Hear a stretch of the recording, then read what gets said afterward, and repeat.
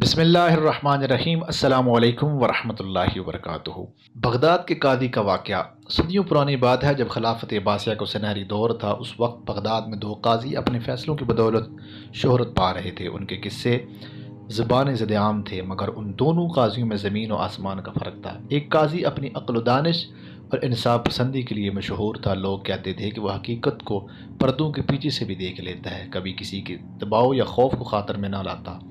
جبکہ دوسرا قاضی ظلم و ناانصافی کے لیے بدنام تھا۔ وہ طاقتوروں کا ساتھ دیتا اور کمزوروں کو پیس ڈالتا۔ اور ایک روز خلیفہ دربار لگائے بیٹھا تھا، چہرے سے فکر مندی کے آثار واضح تھے۔ ایک وزیر نے ہمت کر کے پوچھا، خلیفۃ المسلمین کیا بات ہے؟ آج آپ کچھ پریشان نظر آتے ہیں۔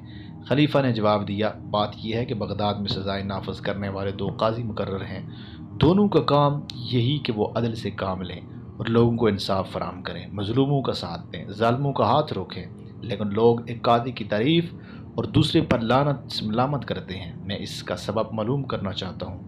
میں جاننا چاہتا ہوں کہ وہ کون سی خوبیاں ہیں جن کی بنا پر ایک قاضی امن و انصاف قائم کرتا ہے، اور کون سی ایسی خامیاں ہیں جن کی وجہ سے سلطنت کا امن تباہ ہو جاتا ہے۔ خلیفہ نے وزیر کے ساتھ گفتگو میں یہ فیصلہ کیا کہ وہ ایک عرب تاجر کا بیس اپنا کر ان دونوں قاضیوں کی حقیقت معلوم کرے گا۔ چنانچہ ایک دن خلیفہ نے بیس بدلا اور اپنے گھوڑے پر سوار ہو کر اسی بستی کی طرف روانہ ہوا جہاں وہ قاضی رہتا تھا، جسے لوگ ناپسند کرتے تھے۔ صبح سویرے خلیفہ قاضی کی حویلی میں پہنچا۔ کیونکہ بیس بدل رکھا تھا تو کوئی بھی اسے پہچان نہ پایا۔ جب سورج طلوع ہوا، حویلی لوگوں سے بھر گئی، اور جب فوجدار بھی آ گئے تو قاضی کو اطلاع دی گئی تو وہ اپنے گھر سے باہر آیا۔ جسم میں اکڑ اور تیور چڑھے ہوئے تھے۔ تمام فوجدار دست بستہ کھڑے رہے۔ تھوڑی دیر بعد قاضی نے پوچھا، کیا کسی مجرم کو لائے ہو؟ جواب ملا، 3 نوجوان حاضر ہیں۔ قاضی نے جواب دیا، انہیں پیش کرو۔ یہ سن کر فوجدار 3 نوجوانوں کو گھسیٹتے ہوئے لائے۔ قاضی نے انہیں دیکھا تو غصے سے گرج کر بولا، میں تو انہیں ایک مدت سے ڈھونڈ رہا تھا۔ یہ سب مفسد اور فتنہ پھیلانے والے ہیں۔ برے کاموں میں پورے بغداد بھر میں ان کی نظیر نہیں ملتی۔ ان کا سر اڑا دینا چاہیے۔ ان کا کام فقط یہ ہے کہ لوگوں کو گمراہ کریں۔ آج ہی میرے ہتھے چڑھے ہیں تو انہیں سزا دوں گا۔ پھر قاضی نے حکم دیا، انہیں لٹکا کر ان کے سر پاؤں دبا کر پھر انہیں 40 کوڑے لگائے جائیں۔ جب یہ سزا مکمل ہوئی تو قاضی نے حکم دیا کہ ان تینوں کو قید خانے میں ڈال دیا جائے۔ قاضی کی یہ کارروائی اپنے آخری مراحل میں تھی کہ بغداد کے 50 سے زیادہ عزت دار لوگ حویلی میں آئے، جن میں تاجر بھی شامل تھے، علماء بھی۔ سب نے ان نوجوانوں کی پاک بازی اور بے گناہی کی شہادت دی اور کہا کہ آپ کے فوجدار ان نوجوانوں کو غلط فہمی میں گرفتار کر کے یہاں لائے ہیں۔ یہ ہرگز مجرم نہیں، انہیں رہا کر دیا جائے۔ قاضی نے اپنی بات منوائی، ان کی بات نہ مانی، اپنے حکم پر قائم رہا اور کہنے لگا کہ لے جاؤ، ان تینوں کو قید خانے میں ڈال دو۔ اس کے بعد قاضی جس اکڑ سے تشریف لایا تھا اسی اکڑ سے واپس کر کو لوٹ گیا۔ یہ سارا منظر دیکھ کر خلیفہ نہایت رنجیدہ ہوا اور اس سے غصہ بھی آیا، لیکن صبر سے کام لیتے ہوئے واپس دربار کی طرف لوٹ گیا۔ اگلے روز خلیفہ اپنے گھوڑے پر سوار ہو کر اسی بستی کی جانب روانہ ہوا جہاں عدل و انصاف کی وجہ سے مشہور ہونے والا قاضی رہتا تھا۔ طویل سفر کے بعد جب وہ شہر کے دروازے پر پہنچا تو اس نے ایک لنگڑا فقیر دیکھا جس کے بوسیدہ کپڑوں سے غربت اور تنگ دستی جھلک رہی تھی۔ خلیفے کو اس کی حالت پر رحم آیا اور وہ گھوڑے سے اترا اور اس فقیر کو کچھ سکے عطا کیے۔ فقیر نے وہ سکے لے کر شکریہ ادا کیا اور اس کے لیے دعا کی۔ خلیفہ دوبارہ اپنے گھوڑے پر سوار ہونے لگا تو بھکاری نے خلیفے کی چادر کو مضبوطی سے پکڑ لیا اور کہنے لگا، اے معزز ترین شخص، آپ نے مجھ پر احسان کیا ہے تو برائے کرم اسے مکمل کریں۔ خلیفہ نے حیرت سے پوچھا، کیا تمہیں مزید پیسے چاہیے؟ اس پر فقیر نے کہا، اگر آپ مجھے اپنے گھوڑے پر بٹھا کر شہر کے بازار تک پہنچا دیں تو یہ آپ کا عظیم احسان ہوگا۔ خلیفہ کو اس بیکاری پر رحم آیا اور اس نے اسے اپنے گھوڑے پر بٹھا لیا۔ چلتے چلتے گھوڑا اب شہر کے بازار تک پہنچ چکا تھا جہاں ہر طرف تاجر جمع تھے۔ بازار پہنچ کر خلیفہ نے اس سے کہا کہ ہم بازار پہنچ چکے ہیں، اب نیچے اتر جاؤ تاکہ میں اپنا سفر جاری رکھ سکوں۔ گھوڑے سے اترنے کے بجائے اس شخص نے حیرانی سے خلیفے کی طرف دیکھا اور کہنے لگا، کیا میں اپنے گھوڑے سے اتر کر اسے تمہیں دے دوں؟ یہ ناممکن ہے۔ خلیفہ نے کہا، یہ تم کیا کہہ رہے ہو؟ یہ تو گھوڑا میرا ہے۔ کیا نیکی کا صلہ ایسے دیا جاتا ہے؟ چلو اب نیچے اترو۔ تب وہ شخص زور سے چلایا اور لوگوں کو سنانے لگا کہ لوگو، یہ شخص میری کمزوری کا فائدہ اٹھا کر میرا گھوڑا چرانا چاہتا ہے۔ اب لوگ وہاں جمع ہو گئے اور انہوں نے خلیفہ کو برا بھلا کہنا شروع کر دیا، کیونکہ ان کی نظر میں وہ ایک زبردستی کرنے والا شخص لگ رہا تھا۔ اس مسکین شخص سے اس کا گھوڑا چھیننے کی کوشش کر رہا تھا۔ خلیفہ نے لوگوں کو یقین دلانے کی بھرپور کوشش کی کہ یہ گھوڑا اسی کا ہے اور قسمیں کھائیں، لیکن ایک شخص نے طنزیہ انداز میں کہا، تمام چور تمہاری طرح قسمیں ہی کھاتے ہیں۔ خلیفہ نے لوگوں کی کڑی باتیں سنی لیکن خود کو کنٹرول میں رکھا، قابو میں رکھا۔ پھر ایک شخص نے آگے بڑھ کر کہا، اگر تم دونوں گھوڑے پر جھگڑا کر رہے ہو تو قاضی کے پاس چلے جاؤ، وہی اس مسئلے کا فیصلہ اور اصل مالک کا پتہ لگا سکتا ہے۔ خلیفہ نے کہا کہ میں قاضی کے پاس جانے کے لیے تیار ہوں، مجھے وہاں کا راستہ دکھاؤ۔ لنگڑے فقیر نے بھی فخری انداز میں کہا کہ میں بھی قاضی کے پاس جاؤں گا تاکہ وہ مجھے میرا گھوڑا واپس دلائے۔ اسے امید تھی کہ ایک فقیر کی بات قاضی بھی فوراً مان جائے گا۔ خلیفہ نے اب گھوڑے کو لے کر چلنا شروع کر دیا جبکہ فقیر اس کے پیچھے ہی بیٹھا ہوا تھا۔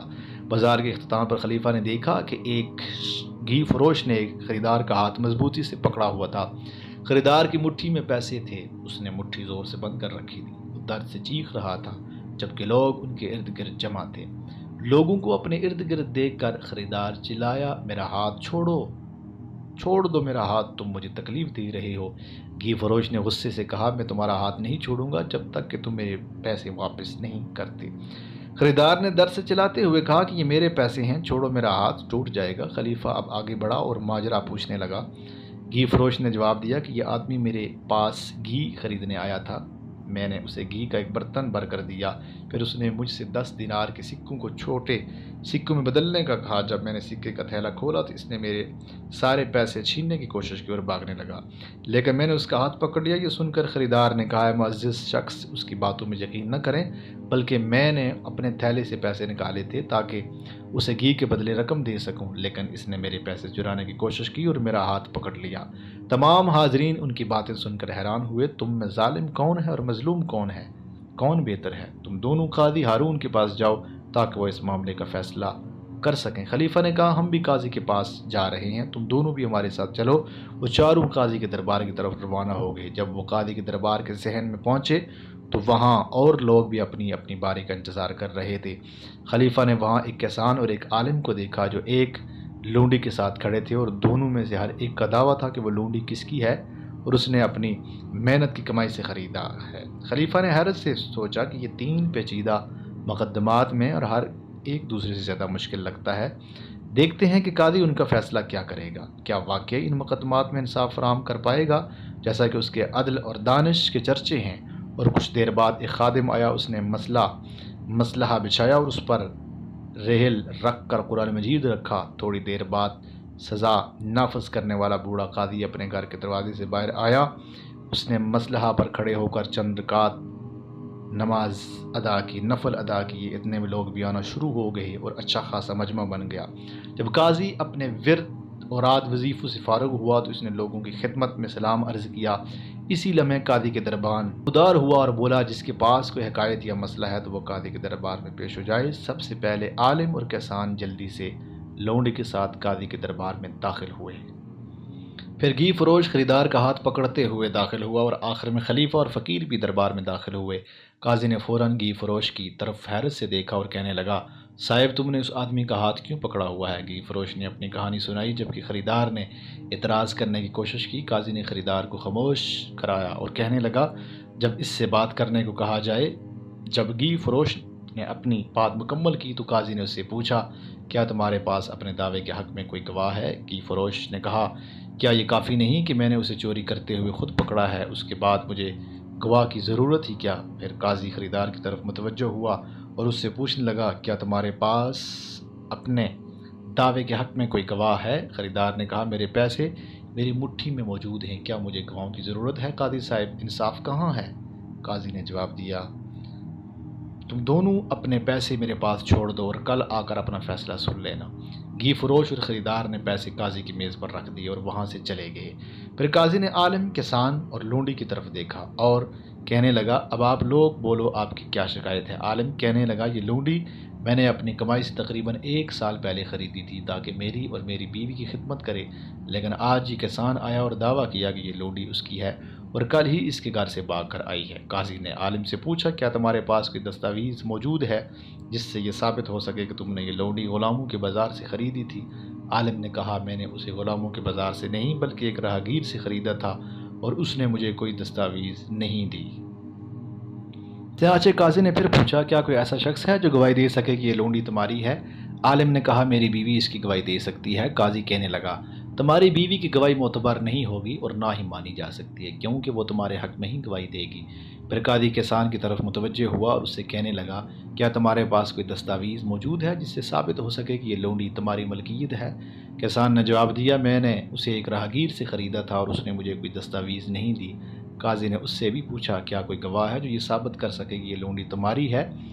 کسان نے کہا کہ آپ اسی لونڈی سے پوچھ لیں۔ قاضی نے جواب دیا لونڈی کی گواہی معتبر نہیں ہوگی کیونکہ وہ آزاد نہیں ہے، اور اگر معتبر ہوتی تب بھی ہمیں ایک نہیں بلکہ دو گواہوں کی ضرورت ہے۔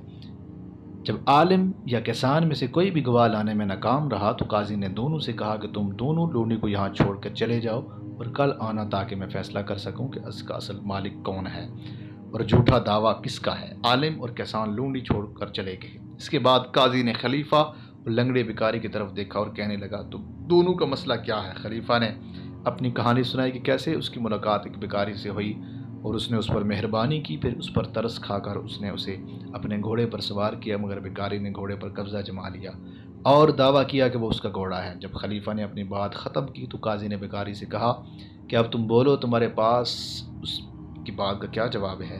بھکاری نے خلیفہ کی ساری باتوں کو جھوٹا قرار دے دیا اور الزام لگایا کہ یہ شخص اپنی طاقت کے بل بوتے پر مجھ سے میرا گھوڑا چھیننا چاہتا ہے۔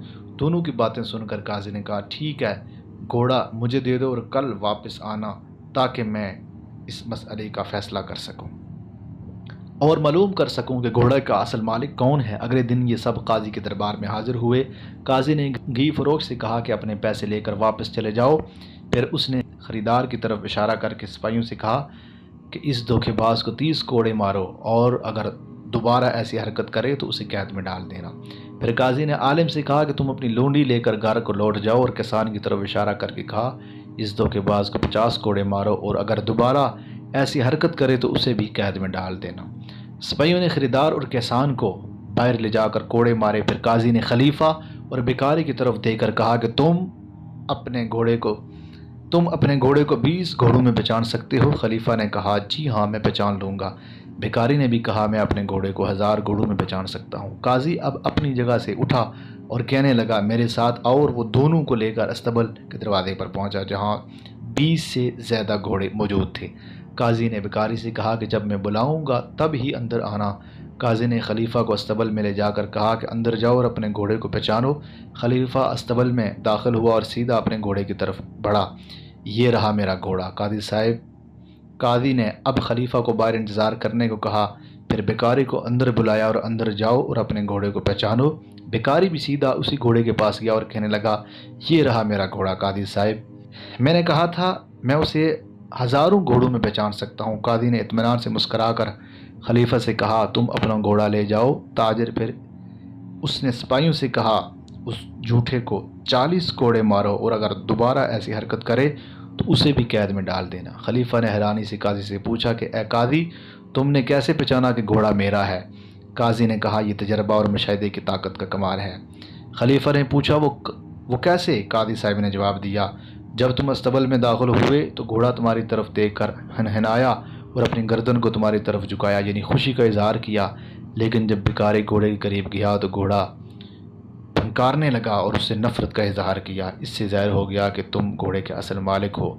پھر خلیفہ نے پوچھا کہ آپ کو کیسے معلوم ہوا کہ گھی فروش پیسوں کا اصل مالک ہے نہ کہ خریدار؟ قاضی نے جواب دیا میں نے رات کو ایک گلاس پانی میں وہ سکے ڈال دیے اور صبح دیکھا کہ پانی کی سطح پر گھی کی تہ جم چکی ہے۔ چونکہ گھی فروش کا کام چکنائی سے ہوتا ہے اس لیے اس کے ہاتھوں سے سکوں پر گھی لگا ہوا تھا۔ اس سے یہ ثابت ہوا کہ سکوں کا اصل مالک وہ گھی فروش ہی تھا۔ خلیفہ کی حیرانی مزید بڑھ گئی، آپ نے کیسے پہچانا کہ عالم ہی لونڈی کا اصل مالک ہے کسان نہیں؟ قاضی نے جواب دیا اس میں بھی تجربہ اور مشاہدے کا کمال ہے۔ میں نے صبح لونڈی کو بلایا اور اس سے کہا کہ میرے دوات بھر دے۔ میں نے اپنی بیوی سے کہا کہ دور سے اس کا کام دیکھتے رہنا۔ لونڈی نے دوات کو دھویا اور پھر اسے خشک کیا اور بڑی مہارت سے اس میں روشنائی کو بھر دیا۔ اس نے ایک قطرہ بھی زمین پر گرنے نہیں دیا۔ اس سے مجھے اندازہ ہوا کہ وہ اس کام میں ماہر ہے، وہ یقیناً عالم کے ساتھ رہتی ہے۔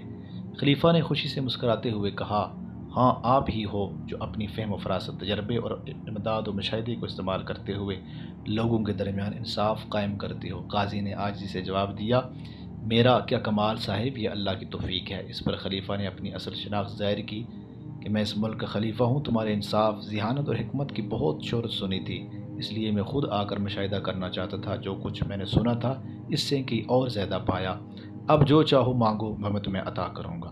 قاضی نے جواب میں کہا، اے خلیفۃ المسلمین، انصاف کا قیام ہی میرا اصل انعام ہے۔ یہ سن کر خلیفہ نے دوسرے قاضی پر لعنت بھیجتے ہوئے کہا کہ افسوس، اس ملعون نے 3 بے گناہ نوجوانوں پر ظلم کیا ہے اور انہیں قید میں ڈال دیا۔ اس کے بعد خلیفہ فوراً وہاں سے رخصت ہوا اور دربار پہنچ کر حکم دیا کہ ظالم قاضی کو فوراً معزول کر دیا جائے اور تینوں بے گناہ نوجوانوں کو رہا کر دیا جائے۔ پھر قاضی ہارون کے بارے میں کہا، اللہ کا شکر ہے کہ ایسا قاضی میری سلطنت میں موجود ہے۔ خلیفہ نے قاضی ہارون کے بارے میں حکم صادر فرمایا کہ معزول شدہ قاضی کا منصب بھی اس کے حوالے کر دیا جائے اور اسے انعام و کرام سے نوازا جائے۔ ناظرین اکرام، یہ تھی ہماری آج کی ویڈیو۔ اگر آپ کو ہماری ویڈیو پسند آئی تو ضرور کمنٹس میں رائے کا اظہار کیجیے گا، اور اگر آپ نے ہمارے چینل کو سبسکرائب نہیں کیا تو ضرور سبسکرائب کر دیجیے گا۔ نئی ویڈیو تک کے لیے اللہ حافظ، ملتے ہیں نئی ویڈیو کے ساتھ۔